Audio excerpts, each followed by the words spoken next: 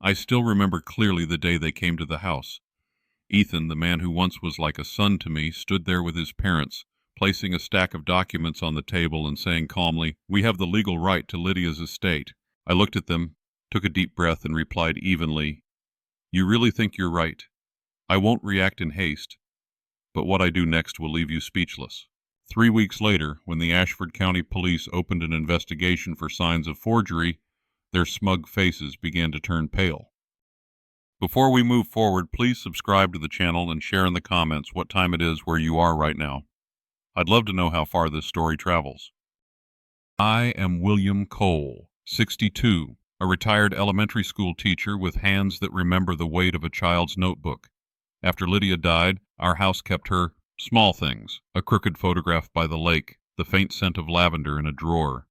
The rooms became a museum of the ordinary gestures that meant everything. 1 week after the funeral, an envelope arrived from the bank. My hand shook when I opened it.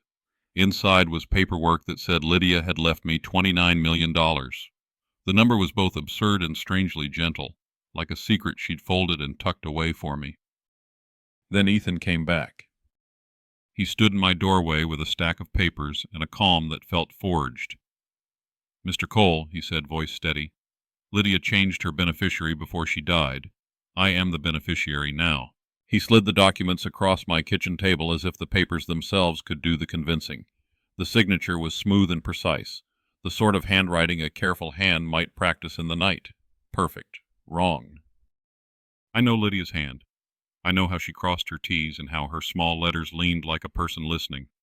That signature bore none of her hesitation, none of her warmth. It was a forged certainty. My chest tightened, the ache a different kind of grief, the one that tastes like disbelief. Rain stitched itself down the window. The clock on the mantel ticked like a patient witness. I set the papers down and said nothing at all. Ethan's expression did not change. Confidence had made a habitation in his face. He left with the quiet of a man who believes he has already won. I called the bank. They were polite. The forms were in order. They used the word estate with all the distance of a ledger. They told me any dispute would be resolved in probate court. I hung up and went to Lydia's room. The guitar in the corner still had the scuff where she'd bumped it in a hurry. Her notes lay folded in a notebook, margins full of small plans. Visit lawyer, for Dad, maybe. She left hints like breadcrumbs. There was a silence before action, not emptiness but intent gathering. I began to collect the small things: emails, bank transfers, messages, the neighbor who said she saw a black car that night. Small facts stack. They become a scaffold for truth.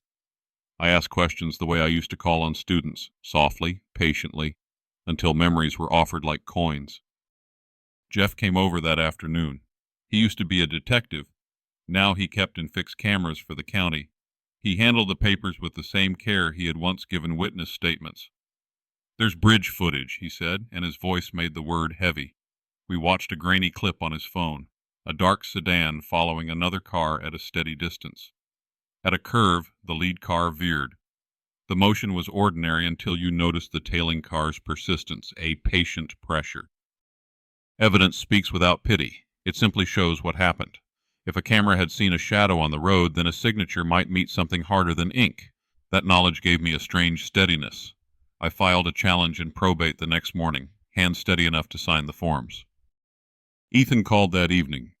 "We can resolve this quietly," he said, the kind of line practiced by men who trade calm for advantage. "I will see you in court," I replied. The phone clicked. The house listened. Lydia's little notes, an apology for leaving dishes unwashed, a doodled plan about planting lavender, became the archive of her truth. I put one such page in an envelope and handed it to Jeff. "We follow fragments," he said. "Fragments become a map." I stood on the porch as the rain slowed. The photograph by the lake caught a stray bar of light. In that face I felt permission. The fight ahead was not for money. It was for the right to remember her unedited and whole. What do you do when someone writes your daughter's name into a lie with a steady hand and a legal stamp? Do you let the paper stand? Or do you gather small truths and demand they be heard? I began with the small things, the ordinary archive of a life. Lydia's emails saved in an old inbox, the brittle paper bank statements folded in the nightstand, the little list she scrawled in the margins of recipe cards. Grief had taught me to look close, at margins, at the tiny stamps of habit other people miss. There was no line in her notes that mentioned Ethan. No casual, I changed the beneficiary tucked between shopping lists and appointments.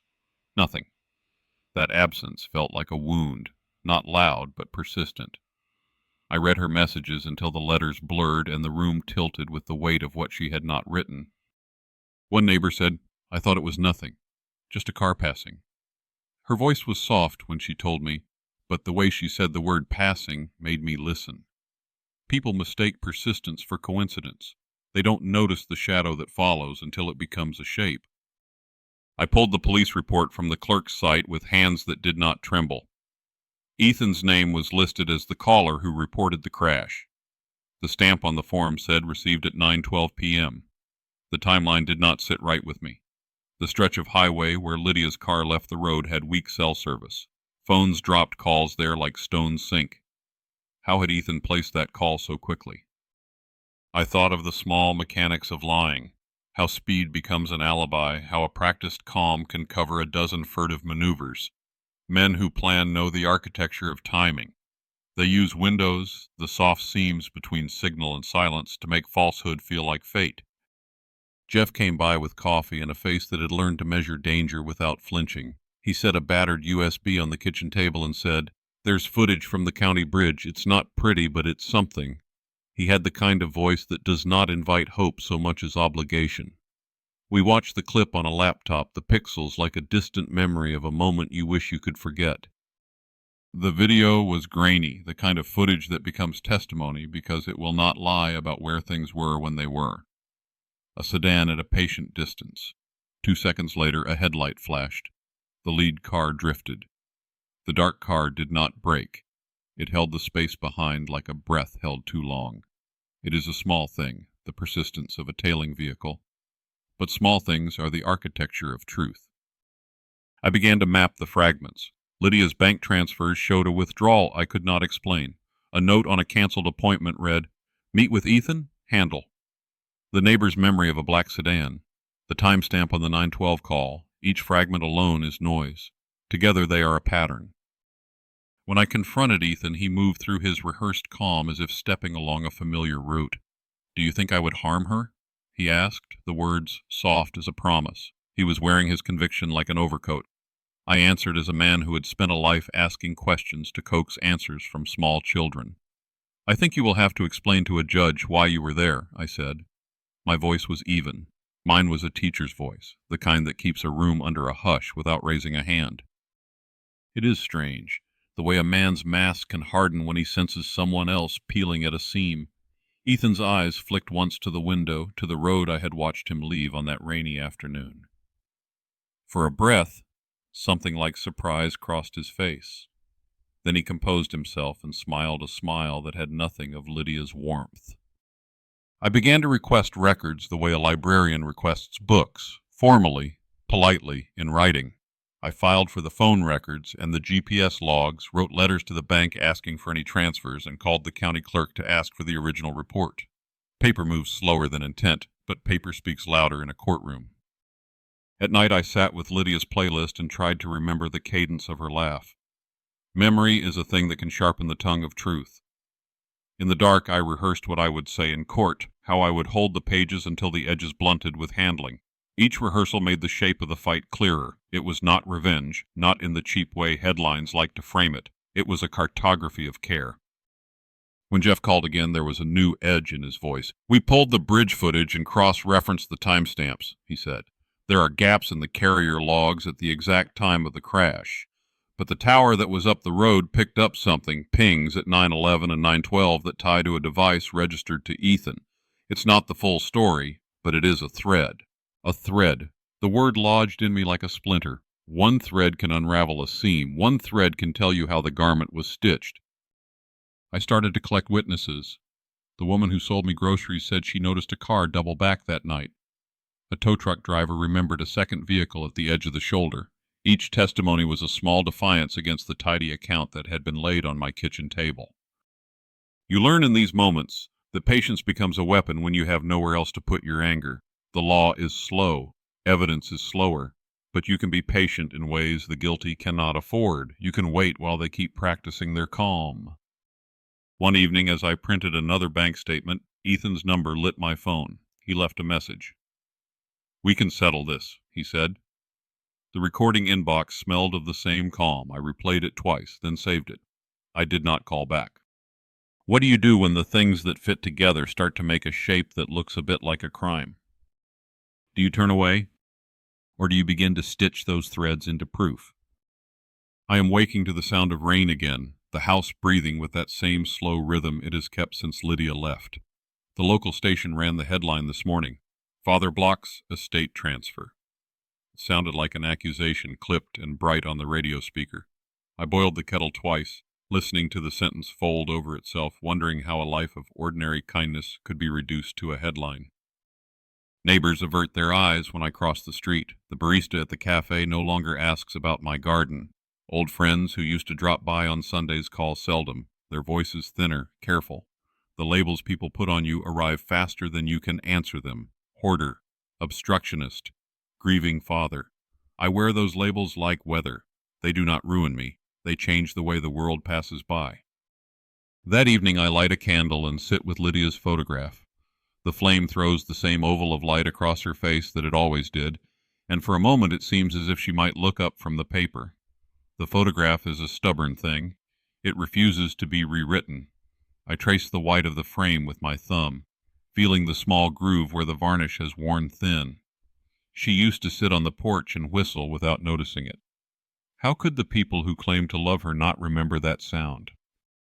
People talk as if money alters the dead, as if the bits of paper stamped with numbers can reorder what was true. I had never wanted the money. I wanted her laugh back on the kitchen floor and her phone to ring with trivial problems. Instead, I received bank statements, tidy envelopes, a legalese letter that smelled faintly of ink and official silence. The community's whispering grew like ivy on the siding. At night I make tea and go through Lydia's notes, lists for groceries, notes about a book club she once thought to start, a scrap where she had written, "Dad, check with attorney, maybe." It is small and unadorned and feels like a clue. Whoever forged her name did not know what she actually left in margins. They did not know she planned to leave certain things to me with a casual hand, not with a stamped declaration. People I thought I knew well complicate themselves into strangers. Mrs. Parson from 2 houses down used to bring over lemon bars every summer. She crossed the street quickly when she saw me, as if proximity had become contagious. I stand on my porch and watch the light go out in houses where laughter used to live. The loneliness is not the worst part. The worst part is being misunderstood in the small ways that matter most. I begin to speak more deliberately. My words in the grocery aisle become shorter. My explanations at the post office are crisp. I practice telling the story of the night Lydia died in the quiet of my kitchen, threading the facts without anger. I have learned that fury unshaped is evidence to the guilty. It gives them the air of a victim. So I box my anger into a file and label it evidence. Jeff calls with a rattle of bad coffee in his voice. "People are talking," he says. He never urges me to retreat. He does not suggest compromise. He says, "Keep your head. Hold the paper. We'll check the signatures again." He brings over a magnifying glass in a patient manner. We lay Lydia's notes and the contested will side by side. Ink behaves in certain ways. Pressure shows itself in tiny shadows. The signature on the will is too smooth, too consistent. It has the polish of someone tracing rather than writing from memory. I walk past the living room where Lydia used to practice piano and stop when I see the curve of her favorite mug sitting on the table. The mug is plain. There are rings of tea on the saucer. The house is full of the small evidence of a life that refuses to be falsified by documents. If a thief could forge handwriting, they could not fake the way a person leaves crumbs on a countertop when they rush to a telephone call. Rumors collect at the bus stop and in the waiting room of the clinic. People speak in the conditional as though they do not want to be named among the sayer. He must be fighting for control, they say, but they mean something softer and meaner. They mean, why won't he let the family have what is theirs? The smear is efficient because it is lazy. It demands no investigation, only a nod. I go into the probate clerk's office because the law requires record and record requires voices to be ordered. The clerk slides the papers across the counter with official politeness. "A dispute has been filed," she says. Her stamp lands like a metronome. Procedural, indifferent, inevitable. Filing is not action, it is a call. It wakes a process that will be slow and exacting. It will ask for receipts and for witnesses and for the patience of a man who has been patient his whole life. That night, after the house has settled into the long breath of sleep, I take Lydia's scarf and fold it into a small parcel. I walk to the mailbox and mail a single letter to the attorney listed on the contested document. The envelope clicks into the slot, and I stand there for a long time with my hand on the metal. The act is small. It is also irrevocable. In the mornings, I sweep the porch slowly, keeping the motion like a small prayer. I tidy the seed packets in a drawer, Lydia labeled with a Sharpie, and I read the label aloud because the sound of her handwriting steadies me. I have become attentive to the way ordinary tasks anchor the heart. Even the way the kettle whistles now seems to be asking whether I'm keeping my promises to the person who used to live in this house beside me. Letters come and go, calls are short. The mail carrier has learned to leave packages at the side gate. I have learned to answer with a sentence and then return to the things that keep me honest about memory. The small stack of compelled notes Lydia wrote about mundane things she loved. Lists, a line about a favorite song, a doodle of a cat. There's stubborn truth in those marks. They cannot be reissued by a neat legal hand. People ask for versions of the story that are simple, but grief rarely offers simplicity. There are tangents, old debts, small favors repaid, resentments that simmer among cousins and in-laws. I don't pretend to know all of them. I know this. Lydia loved small rituals. She left evidence of them everywhere. The forger did not know where her coffee stains would be, or that she preferred the blue mug on Tuesdays. A signature on a document cannot replicate a life. The first town hall meeting about the estate felt like a performance of civility. Neighbors eased their chairs into polite rows and watched as men in suits nodded over terms they read from folded pages. I spoke once, 2 sentences, because the longer I spoke, the more vulnerable the sentiment would become. "I loved my daughter," I said. I simply asked that the truth be allowed to speak. My statement was framed later in the local paper as emotional resistance. They miss how small truths accumulate until they become unavoidable. At home, I keep a journal of small observations.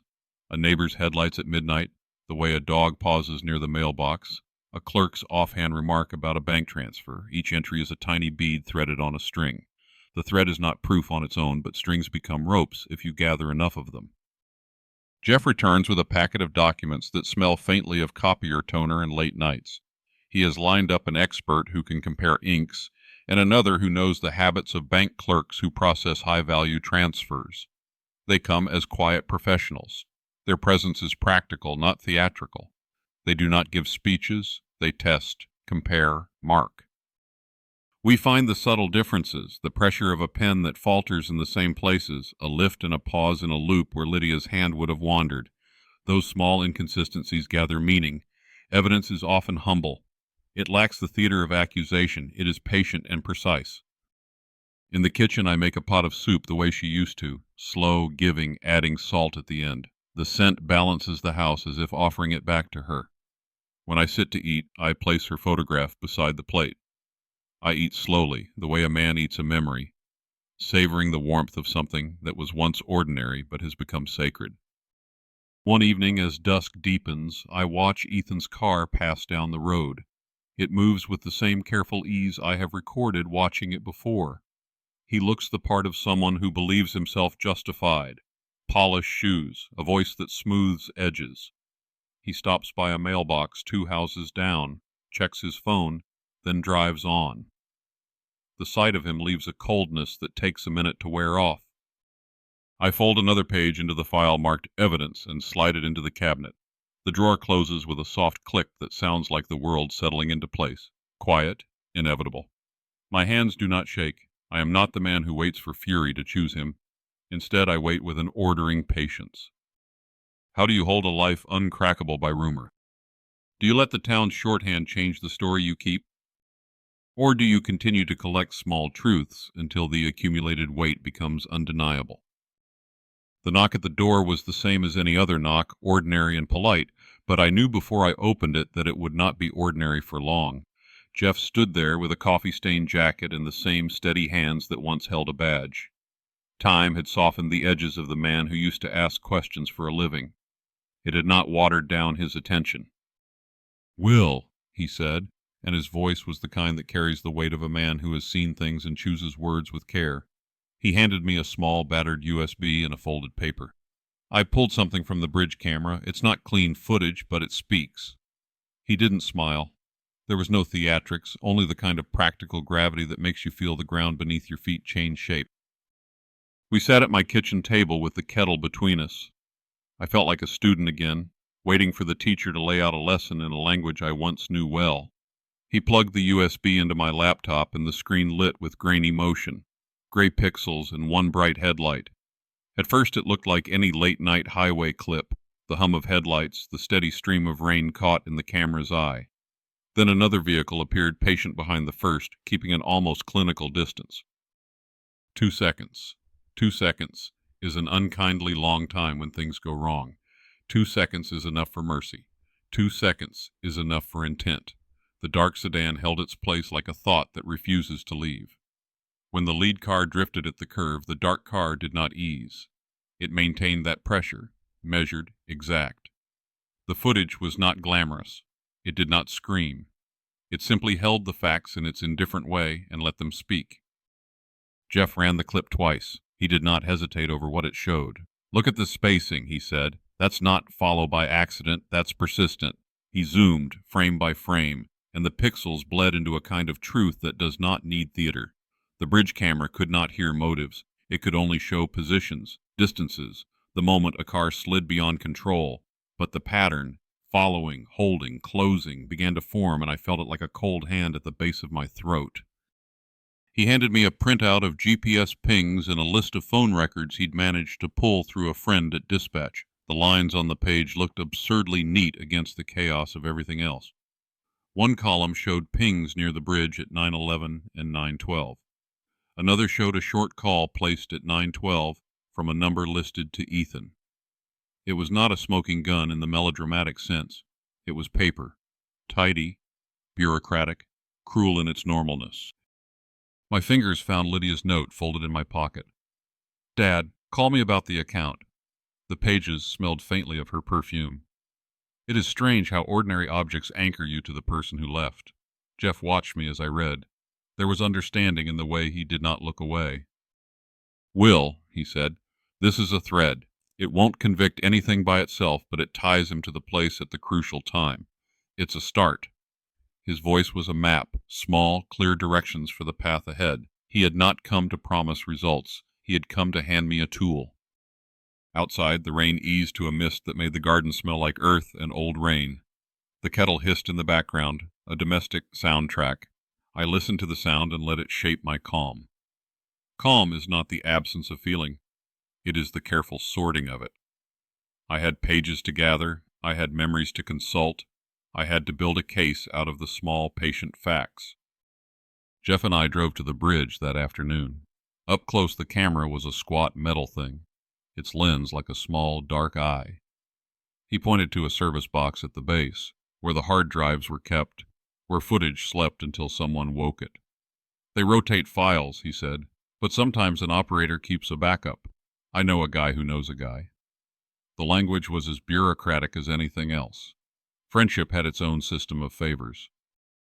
The county techs were careful, efficient, and slightly amused by the romanticism we brought to the job. They did not give us ceremony. They checked logs, pulled backup files, and put timestamps in order. There are men for whom evidence is a puzzle and nothing more, and I appreciated their dispassion. It gave me room to keep my grief clean and useful. The tech placed a printout in front of me. The stills at 014, 016, 018. The shadow was undeniable. At the diner, we ate cold coffee, and I told Jeff about the neighbor who had seen a car double back, the tow driver who had found tire fragments at the shoulder, the bank withdrawal I could not square. He listened, the way a man listens when he has seen the shape of a story before. "You want to move carefully," he said. "You don't want to give them a reason to say you're angry. Anger is what they feed on. We gather." We document. We go slow. Ethan called that night 3 times. The first he let ring out. The second was a terse message. We can settle this, Will, quietly. The third went to voicemail, a breathless plea that tried to wrap self-justification in concern. I saved the calls. I did not answer. The saving felt like cataloging. In the quiet of my kitchen, every recorded sound turned into an assertion. Weeks passed in a rhythm of small tasks. I asked the bank for withdrawal records. I requested the carrier logs from the phone company. I spoke to the clerk at the county office with the same patience I had used all my life to coax answers from children who did not know how to say the thing on their minds. Paper does not always speak, but it can be made to. It is only stubborn by contrast. Neighbors watched me differently now, some curious, others decisive in their opinions. A man from the hardware store told me, "You look steady, Will. Good." His words were simple and kind. The baker across the street slid an extra loaf into my bag without comment. Small acts of kindness keep a man upright when the world thinks him crumbling. Then, one afternoon, a woman from the funeral home came by with a bag of Lydia's things that had been misfiled. Letters, a scarf, a small box of postcards. "We found these in a storage locker," she said. "They were mailed back when everything was being sorted." Her eyes were kind. I took the box like a man taking back a piece of himself. Inside there were notes Lydia had written about what she wanted, whom she trusted, small practicalities that betrayed nothing of malice. These were not legal documents, they were a life. At the same time, Jeff reported something unusual from the tech, a gap in the carrier logs at the exact minute of the crash. Carrier maintenance, they called it. Temporary outage. The language felt like a shrug meant for someone else's grief. But in the margin of a dated log there was a ping, an unusual handheld handoff that tied a device to a cell ID traceable to Ethan's account. It is the way evidence works. Not one loud clang, but a dozen small tugs. We assembled a manila folder that became almost a presence on my kitchen table. It contained the USB, the stills, printouts, bank statements, notes from the tow driver, and a transcript of the neighbor's statement. Folders do not feel like victory. They feel like preparation. They make a claim without shouting it. I practice the words I will say into the recorder on my phone. My voice sounds like itself, older, a little cracked, but steady. "I will not let my daughter's memory be collateral," I say into the small glass. It is a sentence that has no theater. It is also a promise. Jeff watches me sometimes, and I can tell he believes it. He believes in the method, the slow accumulation that becomes undeniable. "They don't like being watched," he says. "People who need to hide their tracks will start making mistakes under pressure. They become careless. It's how we catch them." I slept poorly that week, not because of fear, but because the mind kept running lines of what had to be done next. Subpoena, expert, certified copy, witness. The legal language made the fight feel distant in a new way, as if by naming the steps we could remove the spite and leave only work. Work is where a man can be useful, where grief can be shaped into something serviceable. On a rainy morning, just after dawn, I stood by Lydia's window and watched a dark car turn down the lane 2 houses over and pause. The driver checked a phone for a long time, as if comparing notes. He drove on. For a moment, I wanted to follow. For a moment, the part of me that is not a planner wanted to act on sight and impulse.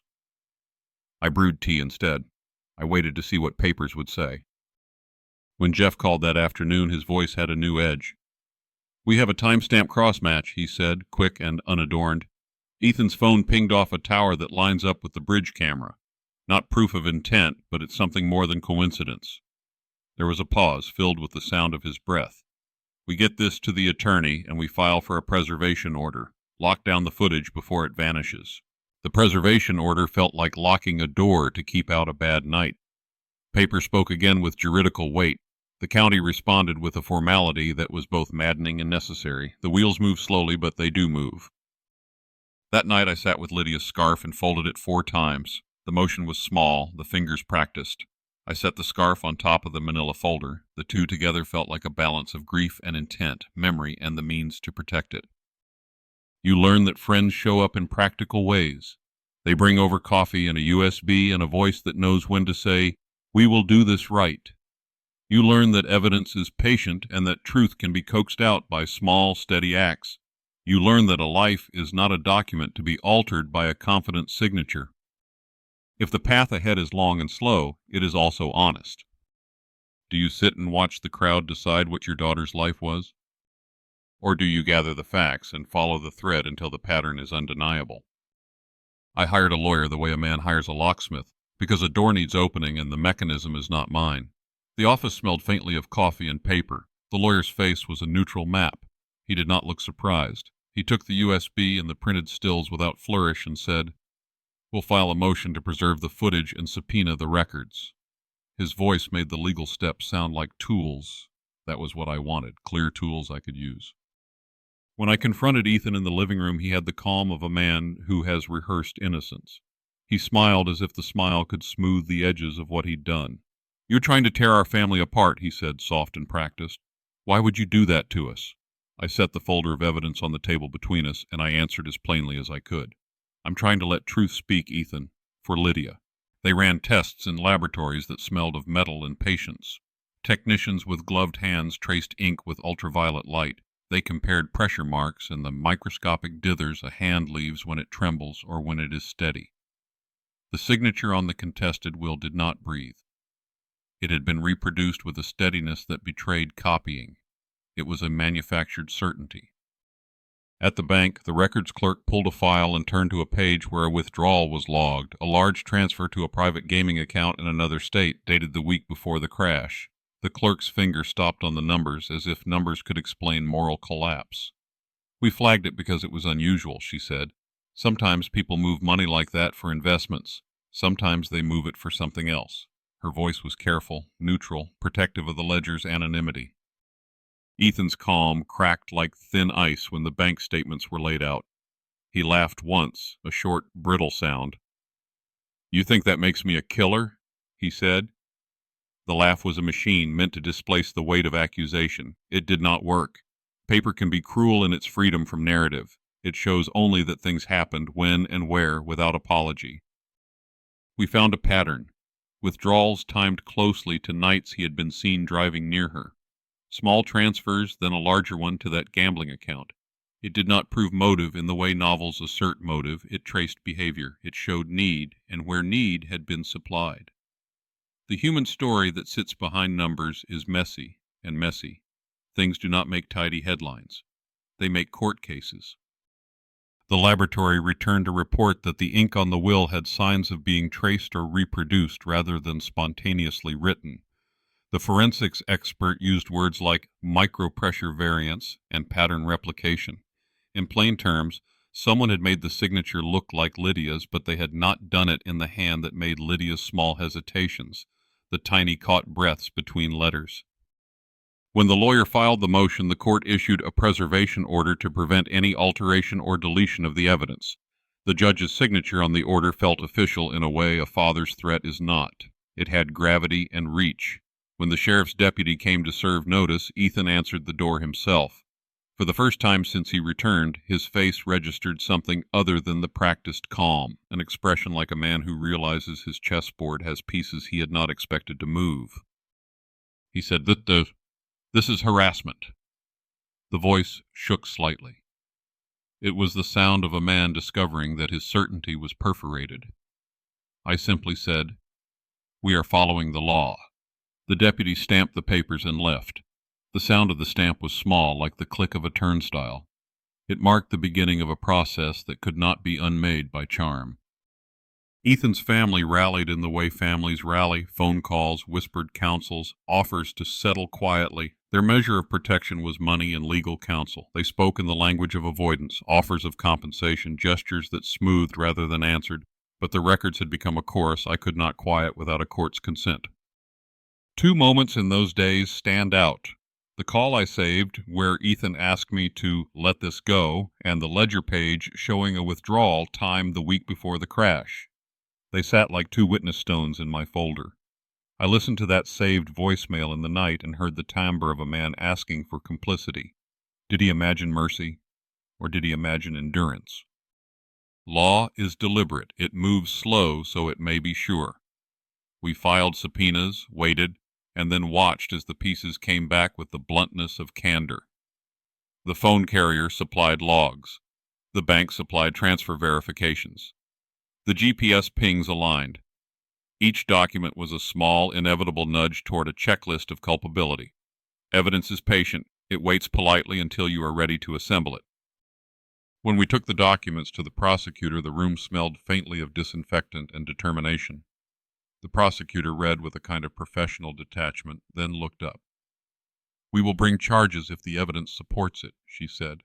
The sentence was conditional, the way law must be. It was not a promise. Still, the words landed like a first domino. Ethan's social composure was a thing designed to withstand interrogation. He maintained a public face even as private cracks widened. In interviews with our counsel, he stumbled but often found his footing and practiced deflection. He had prepared for conversation but not for documents that followed the same tracks he had made.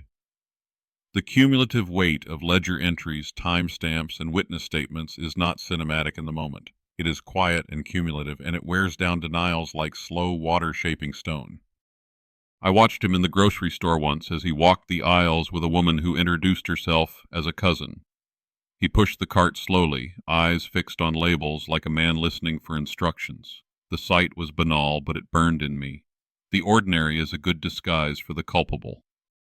Sometimes he sent messages through mutual acquaintances, offers to help with arrangements, thinly veiled apologies. I did not answer. I kept a folder where I stored each message, each voicemail. That folder became a ledger of persistence. It was not revenge, it was record. In the quiet hours I tried to sleep. The line between justice and obsession angled precariously. There is a moment in this work when a person must decide whether to let grief carve them or to make grief carve something meaningful. The lawyer's files, the bank statements, the photos, they made a map. I would follow it. The most chilling thing was how ordinary the discovery felt. There was no dramatic confession, no sudden collapse. Instead, there were small revelations. A pattern in withdrawals, a gap in logs, a neighbor's memory that united in the verdict of all small things. Intention can be seen if you know where to look and how to gather. If someone smooths a signature and thinks the weathered hand cannot tell the difference, what does that say about the measure of a life? Do you accept that a paper can rewrite a person? Or do you keep collecting the small, stubborn facts until the stitched lie unravels? I carried the manila folder to the prosecutor's office as if I were delivering a small, fragile animal. The hallway smelled of lemon disinfectant and the low hum of fluorescent lights. The assistant nodded without surprise. She had seen more grief than most towns could name. I slid the folder across the desk and watched the prosecutor lift pages like a reader turning to the crucial chapter. The room learned to sit upright when evidence was placed on a table. The prosecutor's expression did not change much. Trained neutrality, but the eyes behind it moved differently, hunting for pattern. "We'll open an investigation," she said, and the phrase had the weight of a key turned. It was not verdict. It was permission to look. They called Ethan in for a preliminary interview. He arrived with the same smooth composure that had been his armor since he first walked back into my life. He smiled at the prosecutor as if they were old acquaintances. "I don't know why this is happening," he told the camera with practiced sadness. "I only ever wanted to protect my family." The words were soft and well-worn. The prosecutor cued the clip. The room watched the grainy footage, the bridge a horizontal smear across the screen, then the two cars, one steady, one patient behind. Everyone leaned in because it was what you do when evidence hums with implication. Ethan's face, lit by the courtroom monitor, changed. The practiced ease faltered as the clip pressed a cold finger into the places he had kept warm. For a beat, his mask slid, and something like fear flashed in his eyes. When the questioning turned to paper, his composure thinned. The forensics report on the will arrived on the desk like a blunt instrument. The expert explained micro-variances and replication artifacts in speech that pretended to be plain. The signature had signs consistent with reproduction. The prosecutor placed printed enlargements of loops and stroke patterns under the fluorescence. They were technical, yes, but to me they read as simple fact. Someone had manufactured a signature and tried to pass off a life as a printed sheet. Then they called Ethan's parents. They sat on the opposite side of the table like two people who have been coached into an expression. Their hands trembled in ways that betrayed rehearsed calm. The prosecutor asked a simple question about the chain of custody for the paperwork they had presented to the bank. The father looked at the mother. The mother looked down at the table. Small things do not like being watched. Under pressure, a story unravels. "You helped him?" the prosecutor asked quietly. "Our son needed help," the mother said, voice thin. "We thought we were protecting him. She stopped as if the words had grown too large to be finished. Their confession did not arrive like a melodramatic collapse. It unstitched, slow and procedural. A phone call, a favor asked of a notary, a typed copy sent to an attorney, a transferred file. It read like the administrative life of convenience, paper signatures, small deceptions meant to smooth the day. The moral weight was heavy in its ordinariness. What was supposed to be help carried the quiet of betrayal. Jeff watched my hands where they rested on the folder. He leaned close and said, "People rationalize until the rationalization is a fact they can live with. They don't start wicked, they start practical." His voice was low as a confession and steady as the work that followed. The prosecutor leaned back and said, "We will present charges if the grand jury agrees. For now, we will subpoena all parties involved and preserve the chain of evidence." The words moved like machinery. They promised process, which in its own way is mercy.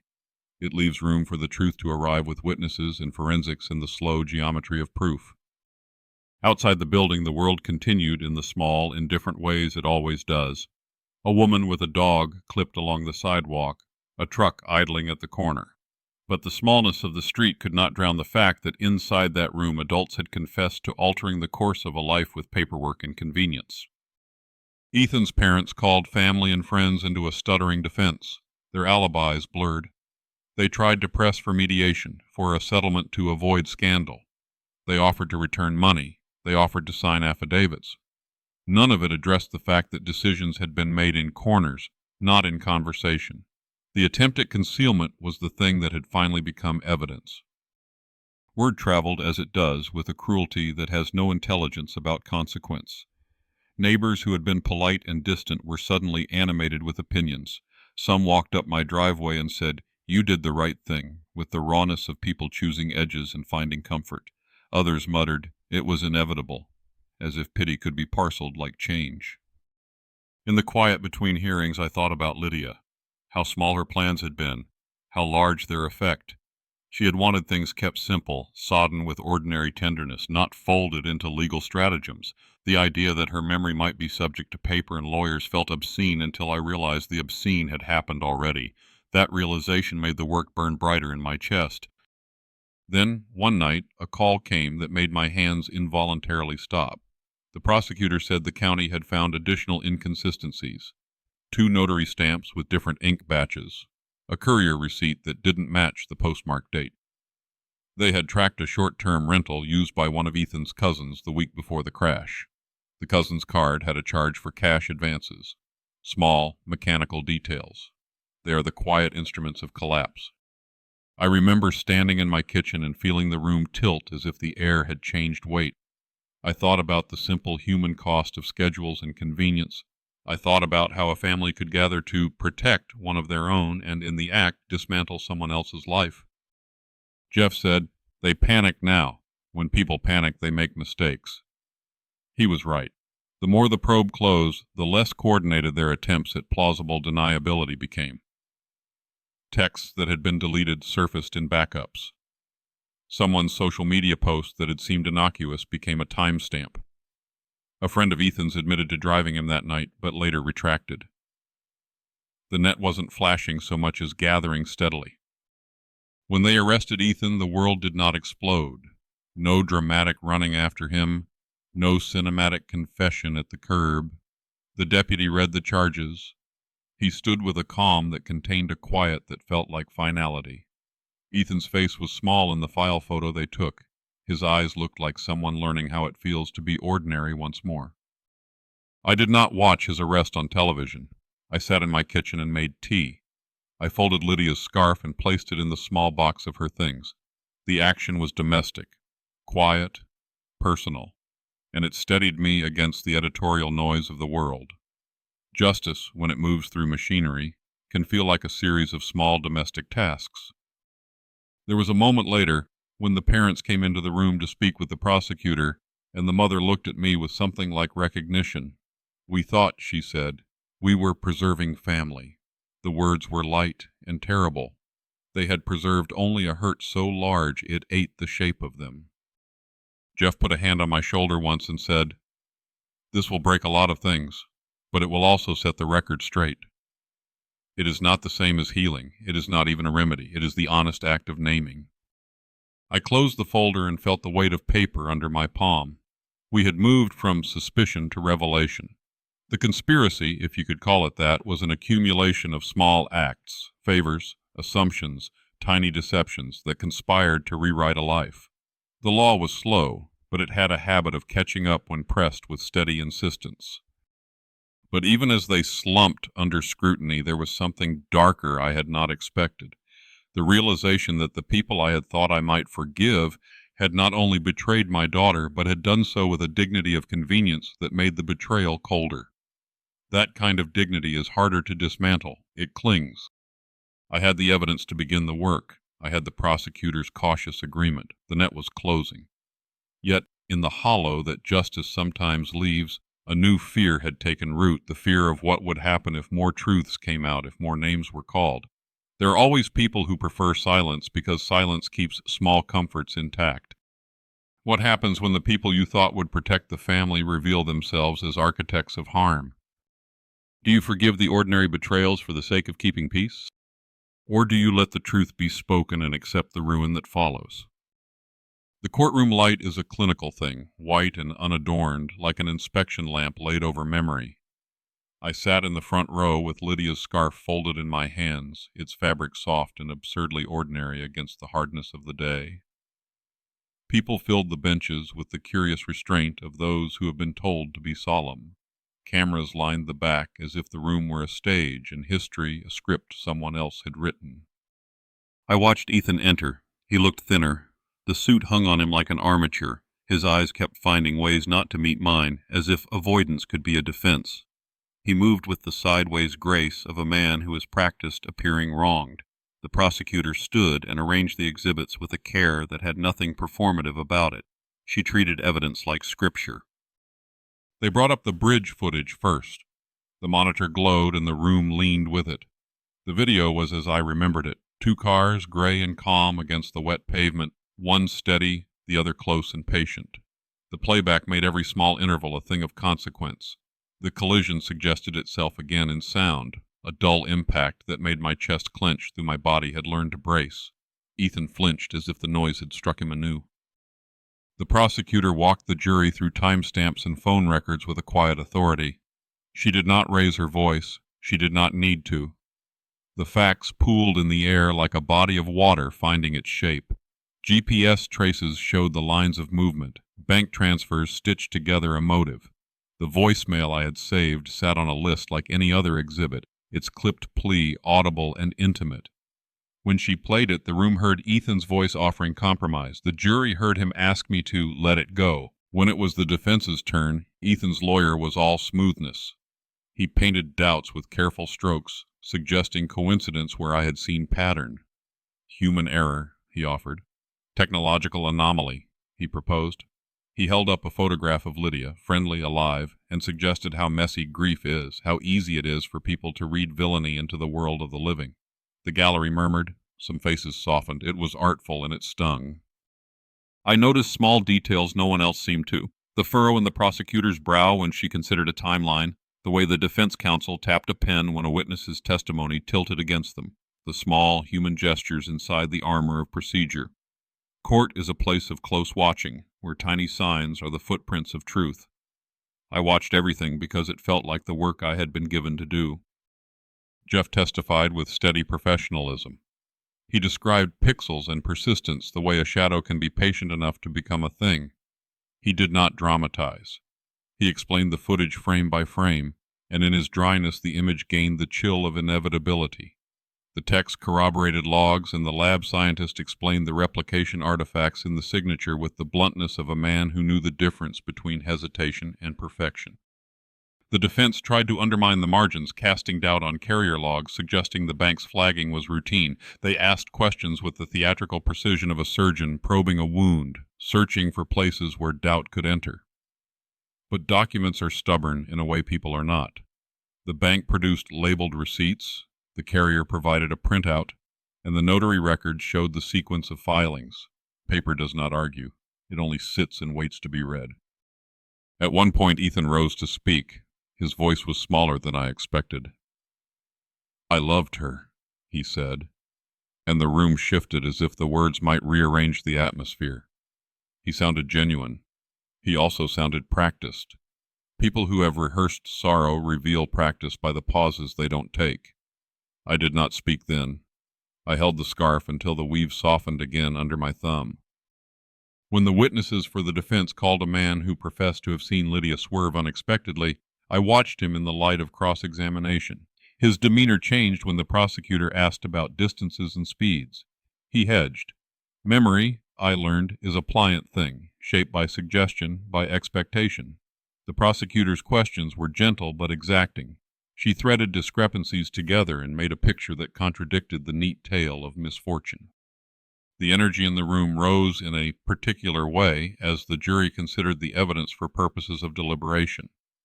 There is a nervousness in collective decision-making that feels different from private loss. It is a social gravity.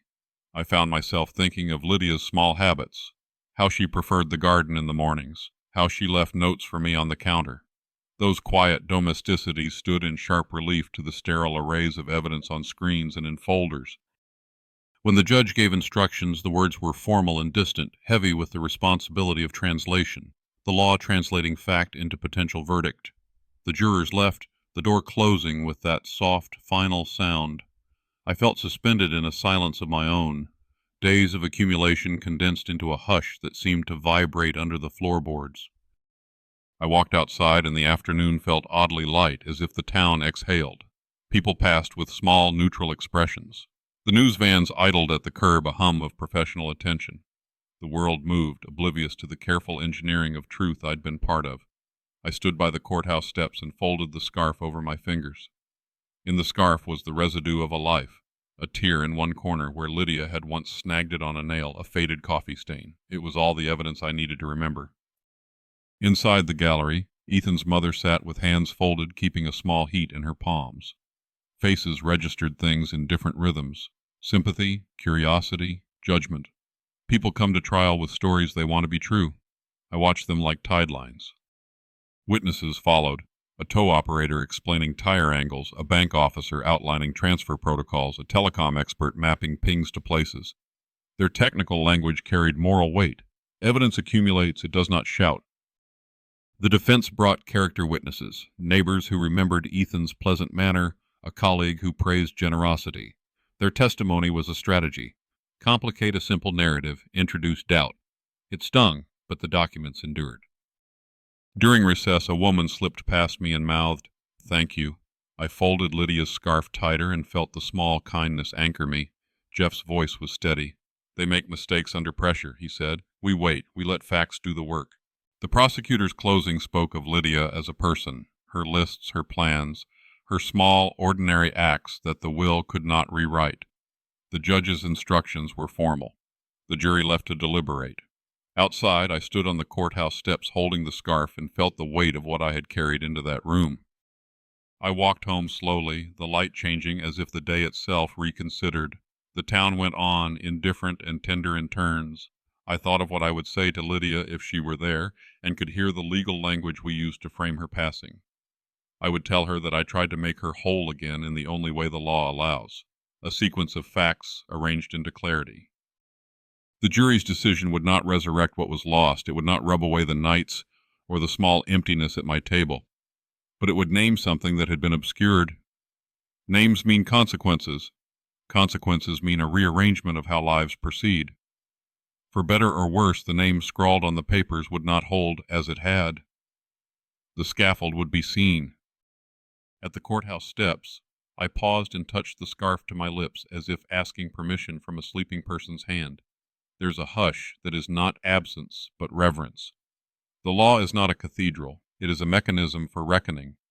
I found myself oddly grateful for the machinery that allowed me to present fragments and to ask that they be assembled into truth. And yet I understood there was more to come: appeals, delays, negotiations. The arc of justice tends to be long and crooked. Even a verdict is a hinge that opens into other rooms of consequence. I folded that thought and carried it like a map. When I finally sat in my kitchen that night, the house made its own small noises: cups settling, the refrigerator's soft hum. I set the scarf on the table and poured a cup of tea. The tea steamed like a small offering. I did not sleep well, but I was ready, in a new way, for whatever the jury might decide. When the jury returns, which sound will register first in your ears? The clack of a gavel that confirms a life has been wronged, or the quieter noise that means a life is less shadowed and may be spoken for again? The courtroom became a slow machine for truth. 2 months of testimony had the peculiar quality of erosion. Small things wore down polished denials until what remained was a shape you could recognize. I sat through it like a man waiting for weather to change, patient, watchful, with hands folded around a scarf that smelled faintly of lavender. The jury deliberated with the careful weight of people carrying other people's decisions. Days blurred into one another, witness after witness, expert after expert, until the narrative that had been tidy on paper took on the ragged edges of life. The prosecutor's closing was not a speech so much as an arrangement of facts. She placed one thing beside another and let them work on each other. Time did the rest. When the verdict came, the room held its breath, and the small way rooms do. The foreperson's voice was steady: guilty on counts of reckless manslaughter, fraud by falsification, and conspiracy to seize estate funds. Ethan folded like a man unprepared for the practical consequences of choices made in convenience. He looked smaller than in photographs. The sentence, 18 years with no parole eligibility for 12, felt both enormous and oddly inadequate against the silence that had stolen Lydia. His parents faced civil repercussions that unspooled quickly: loss of inheritance rights, restitution orders, and public censure that the town would not forget. The attorney who had arranged the paperwork found himself answering to the Bar Association. His license was suspended pending a disciplinary hearing. Accountability moved through institutional corridors with a different tempo than grief, but it moved. I remember the moment the deputy clicked the handcuffs closed. Ethan looked at me in a way that tried to find my face through a fog of consequence. "I didn't mean to kill her," he stammered, the sentence a small, late admission that could not be shaped into salvation. His voice carried something like panic and something like plea. It was a human sound. It was also the sound of someone who had found out that some acts cannot be amended by regret. I did not feel triumph. I did not feel a sudden easing of pain. What rose in me was an exhausted clarity. Justice had been served in the ways a system can serve it: reckoning, punishment, restitution. But justice was not restoration. It did not replace the small rituals of our mornings. It did not put back the cup she always set on the right side of the saucer. It named what had happened and made the world account for it, and that naming was necessary in its own starkness. There are photographs in the local paper of the moment Ethan was led out. His face is compacted, ordinary, vulnerable in a way that the camera makes legible. People pointed. Some said the sentence was merciful. Others said it was cruel. I remember thinking that both perspectives carried a truth about our relationship to punishment. Some count damage, others count intent. The law counts both. After the formalities, there was the small private work of restoring dignity where it can be restored. I sat with Lydia's friends, and we talked about playlists and the odd pockets of laughter she left behind. We planted bulbs in the patch of earth she loved. We put her photograph back on the mantel and polished the frame until it glowed with a warm, unpretentious light. The acts were small but stubborn, like stitches in a healed scar. The town noticed different things. Gossip softened into practical conversation. Inquiries about whether restitution would be paid, whether the seized assets were sufficient to cover estate obligations. People who had been quick to judge now asked quietly what could be done to repair damage. Repair is an awkward word where trust has been breached, but it is also the only language available if a community wishes to move forward. In the weeks after the verdict, letters came from strangers, notes of sympathy, offers of small aid, memories of Lydia that strangers had tucked away.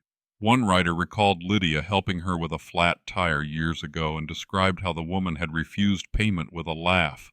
Those recollections built a mosaic that a court record never could, proof that a life was more than a ledger.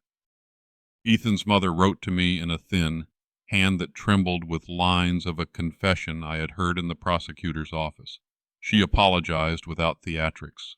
She wrote, "We thought we were helping our son. We never imagined."